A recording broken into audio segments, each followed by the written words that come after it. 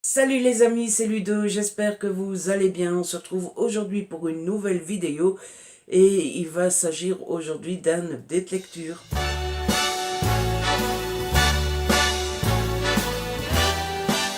En effet, j'ai de nouveau 4 romans à vous présenter, 4 romans que vous avez déjà vus passer sur Instagram et dans mon vlog du week-end à 1000, puisque j'ai décidé de vous faire un update complet sur tous les livres, sur les 4 livres que j'ai pu lire pendant le week-end. Il y a 2 semaines maintenant, il y a une semaine et demie. Et forcément, si vous avez vu le vlog, vous avez déjà eu mon avis, grosso modo, vite fait, bien fait. Mais je me suis dit que ça serait quand même sympa de pouvoir approfondir un petit peu tout ça et de pouvoir vous donner un avis complet de chez complet de chez complet. Voilà. Donc le premier roman que j'ai lu, il s'agit de Ève, Entité, Vigilance, Enquête de Karina Rosenfeld aux éditions Syros. Alors déjà, j'adore la couverture qui est peut-être un peu simple, surtout derrière, mais qui est trop belle et très bien fichue. Alors Ève, ça parle de quoi? Ève, en fait, est une machine qui a été installée il y a une quinzaine d'années dans une petite ville de France. Et cette machine, qu'est-ce qu'elle fait? Elle peut voir à travers les yeux des humains grâce à une puce qui leur est installée dans le cou, dans la moelle épinière, la moelle épinière, oui, je pense que c'est épinière. Et donc elle voit à travers les yeux de tout le monde. Et grâce à ça, elle peut tout de suite détecter tous les crimes, puisque dès qu'on agresse quelqu'un, la machine a une petite loupiote rouge qui clignote et elle ressent le stress de la victime, sa douleur, etc. Et donc elle peut tout de suite intervenir et envoyer ce qu'on appelle les AII, donc les brigades d'intervention. Ils interviennent tout de suite et en plus ils ont des preuves puisque Ève enregistre tout et donc on vit dans un monde complètement sécurisé et en plus plus besoin de faire un procès avec des juges, des avocats, etc. Non, on a les images, on a la preuve irréfutable, il n'y a pas à dire non je ne l'ai pas tué, machin bidule. Ça c'est le point de départ et tout se passe bien, ça se passe bien. Mais en même temps, il y a un petit groupe de personnes qui trouvent que ce système va trop loin et ça peut pas aller comme ça. Et un beau jour, Ève détecte une agression, sauf que elle ne voit pas l'agresseur. C'est la première fois que ça arrive, elle ne voit pas qui agresse cette personne. Et c'est là que les emmerdes vont commencer. J'ai beaucoup aimé ce roman. C'est pas un gros coup de cœur, je ne sais pas trop ce qu'il aurait fallu pour que ça en soit un, mais en attendant, j'ai beaucoup aimé. C'était mon premier Karina Rosenfeld et je trouve que son écriture est très efficace et très, très addictif. Les chapitres sont courts, hein, ils font à chaque fois combien? 2, 4, 6, 8, 10, 12 pages. C'est écrit quand même assez gros, hein, donc voilà, ça se lit assez vite, il y a beaucoup de dialogue. J'ai beaucoup aimé le personnage de Ève parce que oui, c'est une machine au départ, mais au début on comprend comment elle est censée réfléchir. Je cherche mes mots aujourd'hui, c'est mal barré. Mais après, petit à petit, grâce à un système et grâce à un retournement de situation que je vais garder secret pour que vous ayez le plaisir de découvrir ça vous-même, Ève commence de plus en plus à devenir humaine. Et ça, c'était un truc trop cool de voir la machine devenir petit à petit humaine. Il y avait un petit truc. Enfin, je me suis imaginé dans la réalité, quoi. T'imagines une machine qui devient humaine. Ta tablette, elle commence à devenir humaine, elle te parle comme un humain et tout. Coucou tablette. Sinon, j'ai beaucoup aimé les personnages secondaires, notamment ce policier. C'est pas vraiment des policiers, hein, c'est des AAI, des AII plutôt. Je retiens jamais les prénoms, vous me connaissez, moi. Je retiens jamais tout ça. Mais ce policier était très très très sympathique et pour une fois, c'est pas un abruti. Euh, Il y a le personnage de Silas qui en fait est le préposé à la machine Eve. Puisqu'il y a plusieurs Eve, mais à chaque fois il y a un seul humain pour s'occuper de la Eve et pour discuter avec elle. Donc tous les matins il lui demande: Eve, comment vas-tu aujourd'hui? Et la machine est censée lui dire: j'ai ça comme problème dans mon programme, etc. Silas est très chouette aussi et très mignon. Et puis à la fin ils vont se rencontrer en vrai, pas vrai. Mais cette rencontre était trop trop mignonne. Eva est mignonne aussi, même si la vraie Eva, ben, on la rencontre pas beaucoup puisque c'est la victime du début, mais du coup il va y avoir la fausse Eva. Je ne suis pas sûr que tout ça soit clair parce que c'est très clair quand on a lu le roman, mais à expliquer comme ça c'est très compliqué. Et puis aussi il y a pour moi deux petits messages ou deux pistes de réflexion dans ce roman. C'est jusqu'où on ira avec cette purée de machines.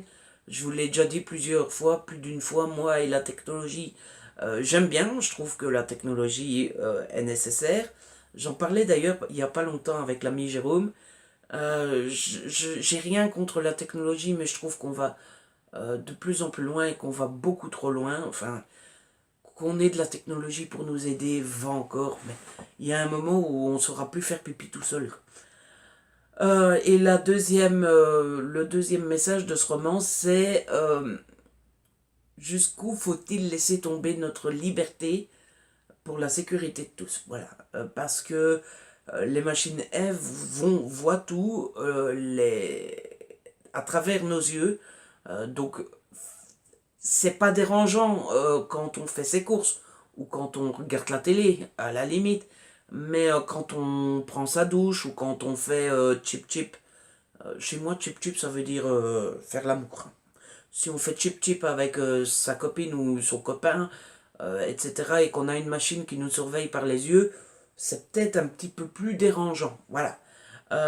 Mais j'ai beaucoup aimé, je vous le conseille, on passe un excellent moment avec ce Ensuite, j'ai lu Furious Rush de S.C. Stephens aux éditions Hugo Roman dans leur collection New Romance, et ça, c'est un putain de gros coup de cœur. Si vous aimez la romance, il faut lire ce roman, j'ai adoré. Alors, premièrement, j'ai adoré l'atmosphère moto, le cadre moto, etc. Je vous l'ai déjà dit dans le vlog du week-end à 1000 et même dans le direct. Petite parenthèse, j'ai essayé de faire un direct sur Instagram, ça s'est très bien passé. Surveillez Twitter, j'ai l'intention d'en faire assez souvent. Euh, j'ai adoré le cadre de la moto. Pourquoi? Parce que mon père adore la moto, adore regarder. Il n'adore pas la moto dans la... Je veux dire, c'est pas le genre à acheter une moto, à s'en occuper, etc. Bon, il adore regarder la moto GP à la télé. Je sais pas si ça passe en France. Chez nous, ça passe le dimanche. Et donc, moi, et quand ça passe à la télévision, ça fait un bruit bien particulier, la moto. Et donc j'ai été biberonné moi avec la moto tous les dimanches à la télévision avec ce bruit bien particulier. Et donc j'ai pas pu m'empêcher de penser à mon père quand j'ai lu ce roman et à ma jeunesse puisque ben, j'ai toujours entendu les bruits de moto à la télévision.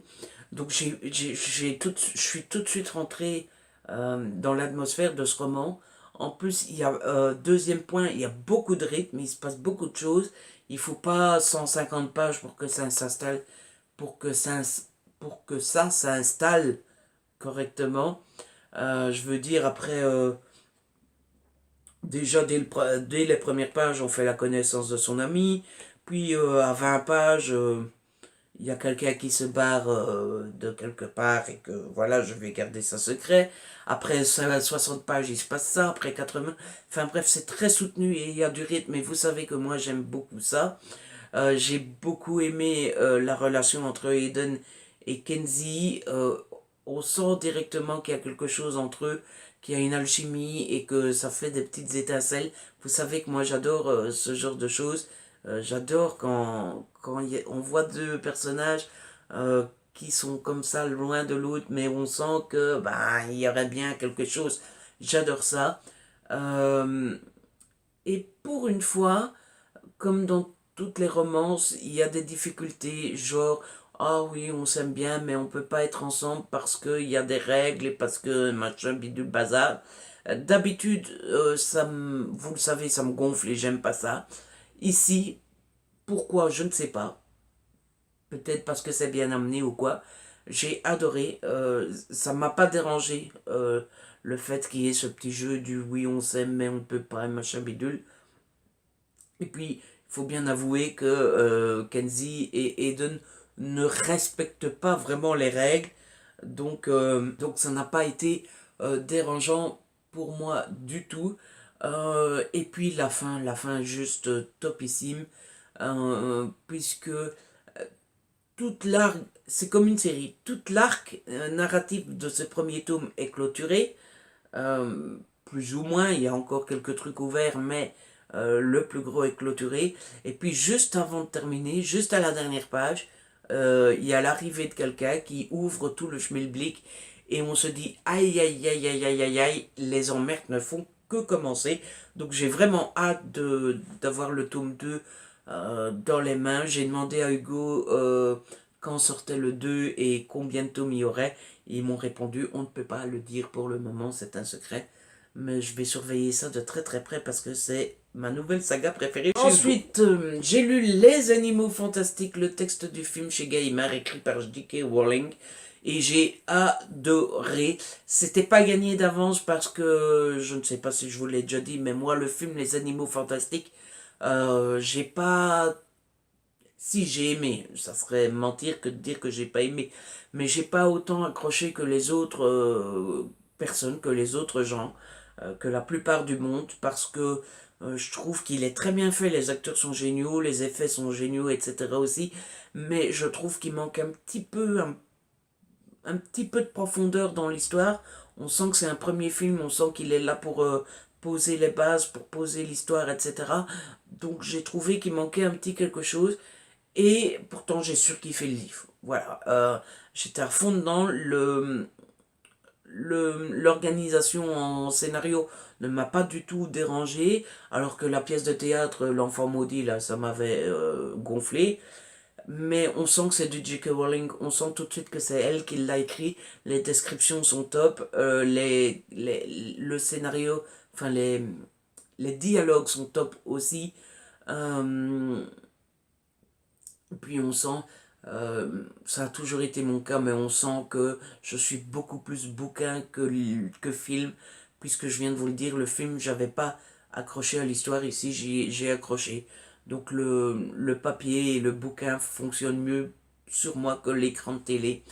Euh, donc voilà, c'était un très très très très très bon moment de passer avec ça. Euh, j'ai pas grand chose à vous en dire, vous connaissez le film, vous connaissez le livre, c'est le scénario du film, voilà, il n'y a rien de... Il n'y a pas de surprise, hein. C'est très très fidèle au film, c'est le texte tip top, parce que vous allez me dire, bah oui Ludo, malin, enfin. Mais je m'étais fait la réflexion, est-ce que ça va être vraiment fidèle au film? Puisque je me suis dit, ça pourrait être deux traductions différentes. On a traduit en français le film qui était en anglais, et on a traduit en français le livre qui était en anglais. Mais c'est peut-être pas le même traducteur, c'est peut-être pas le même texte à la base, etc. Donc je m'étais demandé, mais si, c'est très fidèle au film. Et donc voilà, j'ai plus rien à dire de ce roman, sauf que, ben voilà. J'espère juste que ils feront le même avec le texte du film, du deuxième film, hein, comme ça fera une très très belle collection. Il est juste magnifique. Le seul petit reproche, et c'est pas hypocrite, hein, je l'ai reçu en service presse donc je l'ai pas payé, mais 21 €. Et enfin, j'ai lu Maintenant tu le sais de Jonathan, et Jonathan nous raconte l'origine de 100 mots et expressions et c'est sorti aux éditions First. Alors, rien d'exceptionnel à raconter sur ce roman non plus. Déjà, vous voyez, il est assez simple, hein. Je dois vous présenter le livre de Doc Seven. ou je vous l'ai déjà fait, non, je ne vous l'ai pas encore fait. Je dois vous présenter le livre de Doc Seven et vous verrez qu'il est beaucoup plus joli. Ici, il est un peu simple, il n'y a rien d'exceptionnel, voilà.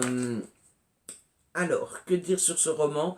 Il est assez intéressant, j'ai passé un bon moment à le lire, j'ai appris plusieurs choses. Le seul truc, c'est que je vous conseille de ne pas lire les 50 expressions d'affilée parce que on s'en mêle très vite les pinceaux et donc on oublie très vite quelle explication va avec quelle expression. Et puis surtout, il faut le temps que ça rentre parce que vous lisez l'expression, vous vous dites ah cool, c'est bien. Et puis vous lisez la suivante et puis si on vous demande l'explication de l'expression que vous avez lue juste avant, vous ne saurez pas répondre parce que vous passez vite à l'expression suivante, etc. Sinon, j'ai assez bien aimé la plume de Jonathan qui essaye de ne pas faire un texte trop lourd et trop chiant et donc il essaye de mettre des traits d'humour et des traits des petites réflexions, etc. Ça ne m'a pas fait rire, ça m'a pas fait exploser de rire, mais c'est plutôt sympa. Ça permet que ça soit pas un simple bête dictionnaire qu'on lit comme ça machinalement. Le seul petit défaut de ce roman, et je vous dirais que c'est le même chez Tog Seven, c'est que parfois, voilà, on nous prend un peu pour des cons. Euh, il est censé nous expliquer l'origine de l'expression, et il y a parfois bah, il nous explique simplement ce que veut dire l'expression, mais on n'a pas d'explication d'où ça vient et de l'origine. J'en avais trouvé un dans les tout derniers, et je ne l'ai pas noté, mais par exemple sur le mot badass,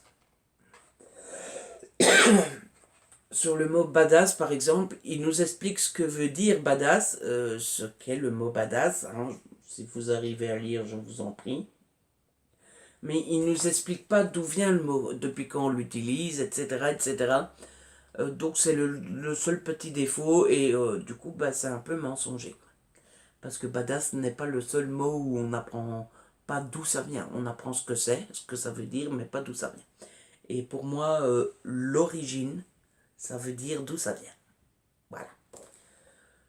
Et c'est là-dessus qu'on termine cette update lecture. J'espère qu'il ou elle a un update, qu'il vous a plu.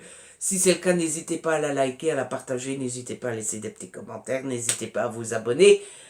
Si ce n'est pas encore fait, ça fait plaisir et c'est gratuit. Je suis encore une fois désolé, vous savez, j'utilise une nouvelle tablette, donc je ne sais pas si je regarde bien dans l'axe. Donc si je regarde à côté, je suis désolé les amis. Il faut le temps que je m'habitue. Voilà, on se retrouve très vite. Ciao.